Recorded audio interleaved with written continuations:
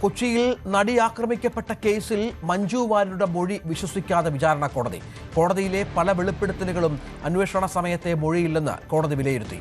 ദിലീപിന്റെ അഭിഭാഷകന്റെ ക്രോസ് വിസ്താരത്തിൽ മഞ്ജുവിന്റെ മൊഴിയിലെ വൈരുദ്ധ്യങ്ങൾ തെളിഞ്ഞുവെന്നും കോടതി വിധിയിലുണ്ട്.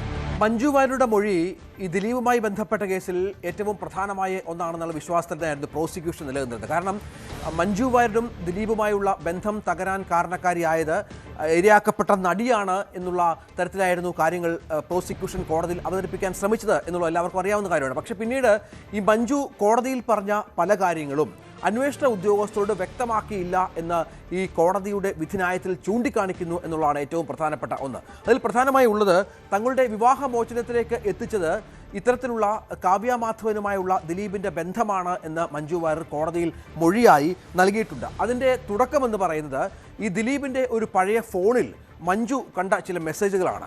അത് കാവ്യയുമായുള്ള ബന്ധത്തിൻ്റെ ആഴം വ്യക്തമാക്കുന്നതാണ് എന്നുള്ളതാണ് കൃത്യമായി മഞ്ജു കോടതിയെ ബോധ്യപ്പെടുത്താൻ ശ്രമിച്ചിട്ടുള്ളത്. അത് പിന്നീട് ദിലീപുമായി സംസാരിക്കാൻ ശ്രമിച്ചിരുന്നു, കാവ്യയുമായി സംസാരിക്കാൻ ശ്രമിച്ചിരുന്നു. പക്ഷേ ഇവർ രണ്ടുപേരും പല കാരണങ്ങൾ പറഞ്ഞ് ഒഴിഞ്ഞു മാറുന്ന ഒരു പശ്ചാത്തലം ഉണ്ടാവുകയായിരുന്നു. പക്ഷേ ഇക്കാര്യങ്ങളൊന്നും അന്വേഷണ ഉദ്യോഗസ്ഥരോട്, ഈ മെസ്സേജുമായി ബന്ധപ്പെട്ട കാര്യങ്ങൾ അന്വേഷണ ഉദ്യോഗസ്ഥരോട് വ്യക്തമാക്കാൻ മഞ്ജു വാര്യർ തയ്യാറായില്ല എന്നുള്ളത് വളരെ വ്യക്തമായി തന്നെ ഈ വിധിന്യായത്തിൽ കോടതി പറയുന്നുണ്ട്. മറ്റൊന്ന്, മഞ്ജു വാര്യരും ദിലീപുമായി ബന്ധപ്പെട്ട വിവാഹമോചന ഹർജി അത് മ്യൂച്വലായി മഞ്ജു ഇടപെട്ട് മഞ്ജുവിൻ്റെ ഒരു ഇനിഷ്യേറ്റീവിൽ മ്യൂച്വലായി നൽകുകയായിരുന്നു എന്നുള്ള വാദം കോടതി, അത്തരത്തിലുള്ള ചില കാര്യങ്ങൾ കോടതി മഞ്ജുവിനോട് ചോദിച്ചു. അതിൽ കൃത്യമായി തനിക്ക് ഓർമ്മയില്ല എന്നുള്ള മറുപടിയായിരുന്നു മഞ്ജുവിൻ്റെ ഭാഗത്ത് നിന്ന് ഉണ്ടായിരുന്നത്. അതായത് ഈ വിവാഹമോചനം കാവ്യയുമായുള്ള ദിലീപിൻ്റെ ബന്ധത്തെ തുടർന്നായിരുന്നു എങ്കിൽ ഈ വിഷയം മോചനവുമായി ബന്ധപ്പെട്ട കുടുംബ കോടതിയിൽ തെളിയിക്കാൻ തനിക്ക് സാധിക്കുമോ എന്നുള്ള സംശയം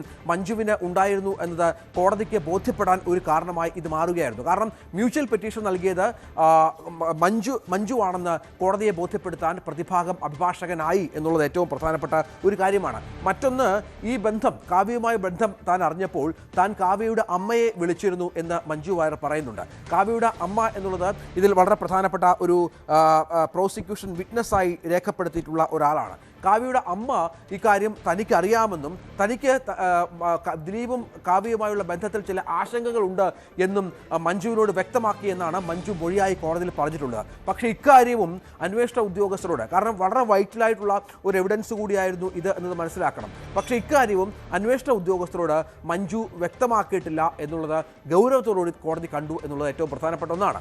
ഈ വിവരം അറിഞ്ഞതിന് ശേഷം ഈ ബന്ധത്തെക്കുറിച്ച് ഇരയാക്കപ്പെട്ട നടിക്ക് അറിയാമായിരുന്നു എന്നും ഈ നടിയുമായി ഉള്ള കൂടിക്കാഴ്ചയ്ക്ക് സംയുക്ത വർമ്മയ്ക്കും ഒപ്പം ഗീതു മോഹൻദാസിനും ഒപ്പം ഈ നടിയുടെ വീട്ടിലെത്തി എന്നുള്ള കാര്യവും മൊഴിയായി പറയുന്നുണ്ട്. തുടർന്ന് തുടക്കത്തിൽ ഈ കാര്യം വ്യക്തമാക്കാൻ ഈ ഇരയാക്കപ്പെട്ട നടി മടിക്കുകയും വൈകാരികമായി ഈ വിഷയത്തോട് പ്രതികരിക്കുകയും ചെയ്തപ്പോൾ ഈ നടിയുടെ പിതാവാണ് ഇക്കാര്യങ്ങൾ മഞ്ജുവിനോട് തുറന്നു പറയാൻ ആവശ്യപ്പെട്ടത് എന്നും മൊഴിയായി പറയുന്നുണ്ട്. പക്ഷേ ഇതും കോടതിയിൽ പറഞ്ഞിട്ടുണ്ട് എങ്കിലും അന്വേഷണ ഉദ്യോഗസ്ഥർക്ക് ഇത് സംബന്ധിച്ച് ബോധ്യമുണ്ടായിരുന്നില്ല എന്ന് പ്രതിഭാഗം അഭിഭാഷകന്റെ ക്രോസിംഗിൽ വ്യക്തമായി എന്നുള്ളതാണ്. അങ്ങനെ ഇതുമായി ബന്ധപ്പെട്ട നിരവധി വൈരുദ്ധ്യങ്ങൾ, മൊഴിയിലുള്ള നിരവധി വൈരുദ്ധ്യങ്ങൾ ചൂണ്ടിക്കാട്ടിയാണ് പ്രതിഭാഗം അഭിഭാഷകൻ കോടതിയിൽ വാദിക്കുകയും മറ്റും ചെയ്തത്. അത് വളരെ കൃത്യമായി തന്നെ കോടതി പരിഗണിക്കുകയും മറ്റും ചെയ്തിരുന്നു. പിന്നീട് ഇത്തരത്തിലുള്ള പലതരത്തിലുള്ള സംശയങ്ങൾക്ക് ശേഷവും ദിലീപിൻ്റെ സഹോദരങ്ങളുമായി സംസാരിച്ചു, ദിലീപിൻ്റെ ബന്ധുക്കളുമായി സംസാരിച്ചു. തുടർന്ന് വിവാഹമോചനത്തിലേക്ക് എത്തുന്ന സാഹചര്യമൊക്കെ ഉരുത്തിരിഞ്ഞ് വരികയാണ്. അങ്ങനെ കോടതിയെ ബോധ്യപ്പെടുത്താൻ ശ്രമിച്ച പല കാര്യങ്ങൾക്കും മഞ്ജു എന്തുകൊണ്ട് അന്വേഷണ ഉദ്യോഗസ്ഥരോട് പറഞ്ഞില്ല എന്നുള്ള ചോദ്യം കോടതിയുടെ ഭാഗത്ത് നിന്ന് ഉണ്ടാകുന്നുണ്ട്.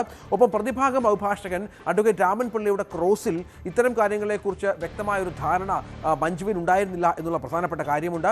പലപ്പോഴും മഞ്ജു ഇതിനോടൊക്കെ പ്രതികരിച്ചിരുന്നത് ഈ തരത്തിൽ തനിക്ക് ഓർമ്മയില്ല എന്നോ അല്ലെങ്കിൽ തനിക്ക് ഇത്തരം കാര്യങ്ങളെക്കുറിച്ച് വലിയ ധാരണയില്ല എന്ന തരത്തിലൊക്കെയാണ് എന്നുള്ള ചില കാര്യങ്ങൾ കൂടി കോടതി ചൂണ്ടിക്കാണിക്കുന്നുണ്ട്. അങ്ങനെ പലതരത്തിലുള്ള ഈ ക്രോസിലെ വൈരുദ്ധ്യങ്ങൾ ചൂണ്ടിക്കാട്ടിയാണ് ഈ മഞ്ജുവിൻ്റെ മൊഴി വിശ്വാസമെടുക്കാൻ കോടതി തയ്യാറാകാതിരുന്നത് എന്നുള്ളതാണ് ഈ കേസുമായി ബന്ധപ്പെട്ട് പ്രധാനമായത്. അതുതന്നെയാണ് ദിലീപിന് വലിയ ആശ്വാസമാവുകയും ചെയ്തത്. അതായത് കോടതിക്ക് മുന്നിൽ വരുന്ന തെളിവുകൾ അത് വളരെ കൃത്യമായി തന്നെ കോടതിക്ക് ബോധ്യപ്പെടണം. ഒരു കുറ്റവാളി അല്ലെങ്കിൽ ഒരു പ്രതിയെ ശിക്ഷിക്കാനുള്ള കൃത്യമായ തെളിവുകളായി അത് മാറുകയും വേണം. അത് മഞ്ജുവിൻ്റെ മൊഴിയിലൂടെ അല്ലെങ്കിൽ മഞ്ജുവിന് കോടതിയെ വിശ്വസിപ്പിക്കാൻ സാധിച്ചിട്ടില്ല എന്ന് തന്നെയാണ് ദിലീപിന് ഒരു പരിധിവരെ ഈ വിഷയത്തിൽ രക്ഷയായത് എന്നാണ് നമുക്ക് ഈ വിധിന്യായം വായിക്കുമ്പോൾ മനസ്സിലാകുന്നത്.